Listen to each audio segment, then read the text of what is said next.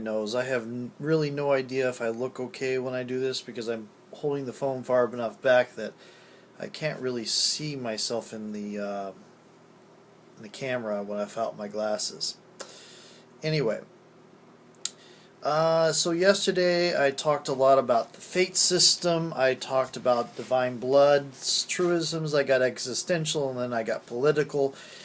Um, I did not manage to get to Yomi and Nirvana, which is the home places, the home dimensions. You could say dimensions. They're not really alternate dimensions. But the home dimensions of the demons and the gods, respectively. Uh, and the main thing about the politics on those two is fairly simple. Their species have been at war for millions of years. Technically, they were actually at war for several decades or to 100 years, way back, and then they left and had no contact with anybody for millions of years. And then they came back and went back to war, in the process putting mankind back into the Stone Age over 100,000 years ago. Anyway,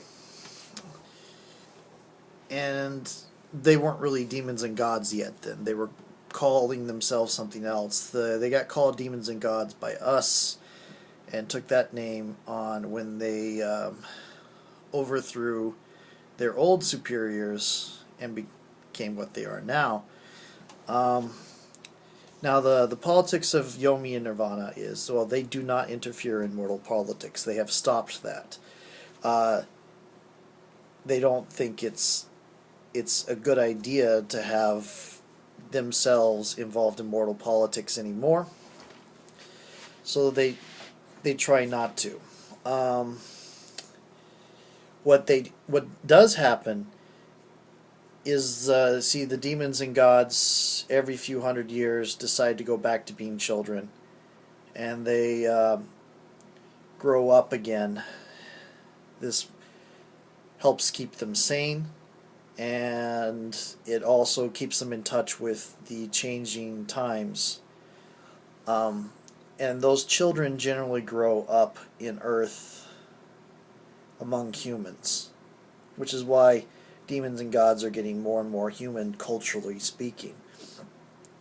They are still at war with not at war with each other. They're more at truce with each other, and it's a truce that's lasted for 2,000 years.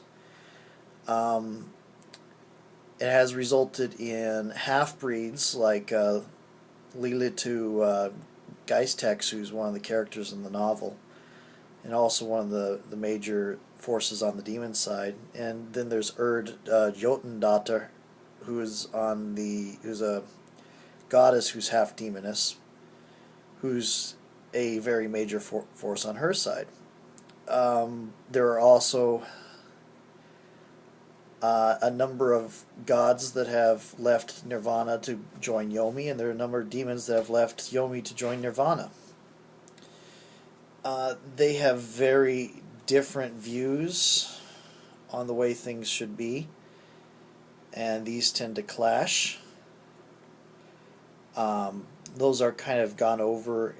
You can find their stuff in Thrythlind at the thrythlindeviantart.com site that I'm going to link below here. You can also find them.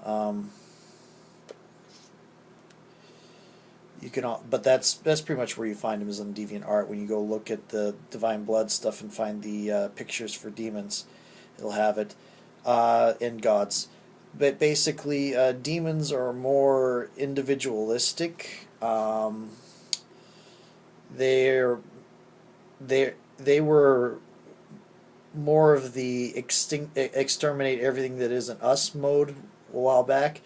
Nowadays, they're still kind of in the attitude of getting rid of the things that they don't think are worthy. They just don't classify entire races as unworthy anymore.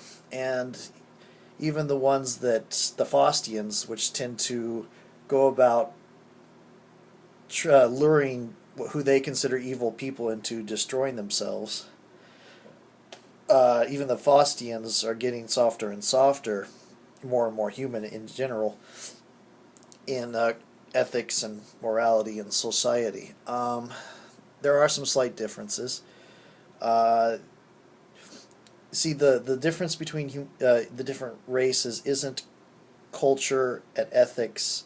Most of the culture and ethics is all coming from the same pool because they're all everybody's being raised in the same society. What's different between the different races is the way they process thought, not their values. Their values, their understanding of values is more or less, in some cases it is very different, but the understanding of values between the different species is informed by the same sort of stuff that informs human understanding. So it's like the difference between Asia and Japan or China and the Western societies. When you look at the differences on values, that's a cultural thing, but they processed information differently. Demons tend to process in a four-step thinking, not four-step thinking. Instead of binary, they have yes, no. And I forget exactly what it is. I've looked it up and I've studied it and I've developed and I've played with it when I'm writing demons and such in the books. But the demons think in fours and the gods think in threes and humans think in twos. Demons tend to be more impulsive, wilder, and tend to think quicker, come to conclusions quicker. That doesn't mean they come to the right conclusion, but they process information faster. Gods tend to be a bit more slower. They're more stable. They are less likely to make a mistake, but they're also less likely to change their mind. And humans are the most analytical. They categorize and go over every fine detail, which is why they're not as fast as the demons, but they don't get stuck in the maybe thing that gods get stuck in as much. They keep on processing more information. They're more likely to come to they're probably as likely to come to a correct they're more likely to come to a correct practical conclusion than the gods. The gods are more likely to come to a conclusion that might be correct and accurate, but it might not be practical. And demons are more likely to make a mistake than humans. Overall, it's not cut and dried like that. It's not like, oh, they have a +2 to intelligence. No. It's this is just the setting how I run how they think. Anyway. Demons and gods are at truce.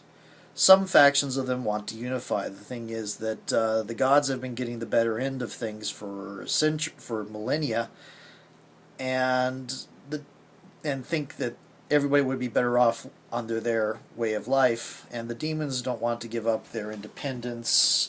They don't want to become part of different houses that like the gods have. They don't like. They want to be able to run their life the way that they've always run it. They don't want to be interfered with, even though they do admit that, yeah, they started it, or at least their ancestors did. Though some of them still are of the opinion, we were here first, everything belongs to us. And while they are pretty much ignoring human politics, except for the fact, like, World War II popped up and they all said, oh, get everybody out of there, out of the areas that are going to be affected. That's bad.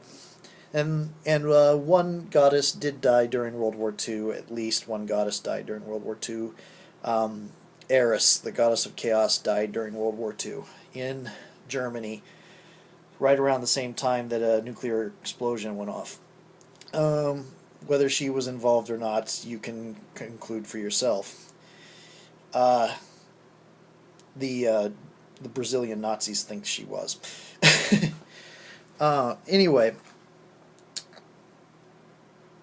so they're not directly involved in human politics, so they're not really aware of A, how high tech humanity is getting, or B, how advanced their understanding of psychic phenomena is getting, and C, how many mortals are psychic now, and how many minor races, because the minor races are thriving again because people have forgotten about them and there's no witch hunts going on, and even the current generation of not of minor races hasn't even ever really seriously worried about a witch hunt.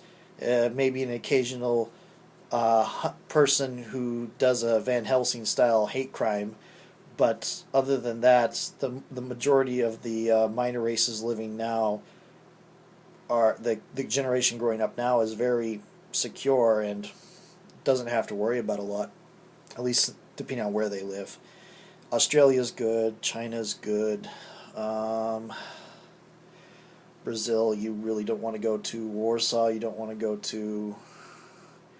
North Africa Alliance is not a good place for minor races because, well, they still believe in magic and they're not really pro-psychics, even though they're good guys in all other respects. Or good guys as well, as far as well-intentioned, I will say. Again, when you get to organizations, you can't really call organizations good or bad.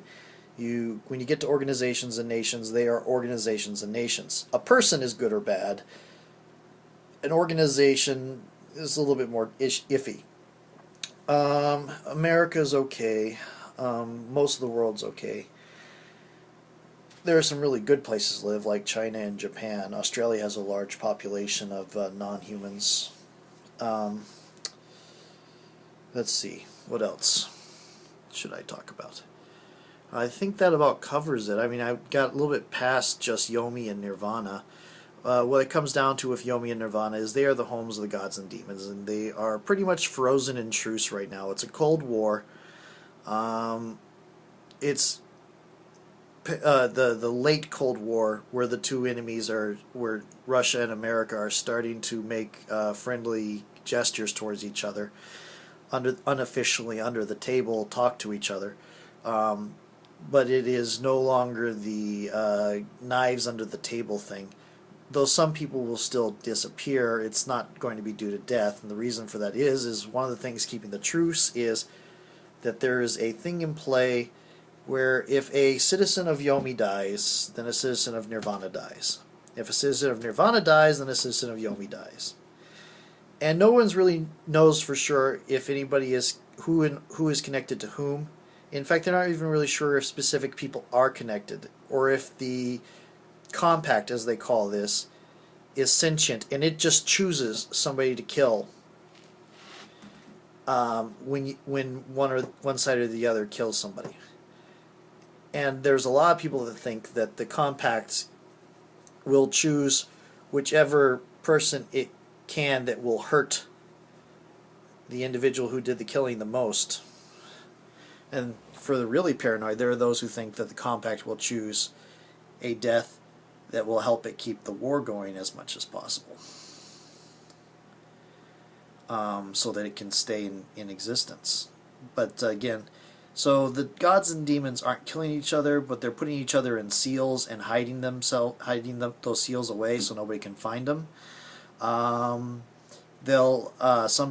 It's illegal. It's against the treaties to do this, but sometimes you'll have recently reincarnated children disappear, and suddenly the other side found them, and they're now being raised in either Nirvana or Yomi. Some people think some of the people on both sides think a lot of the defections happen to that way. Anyway, I'm running out of time for this iPhone recording thing, so I'm going to stop.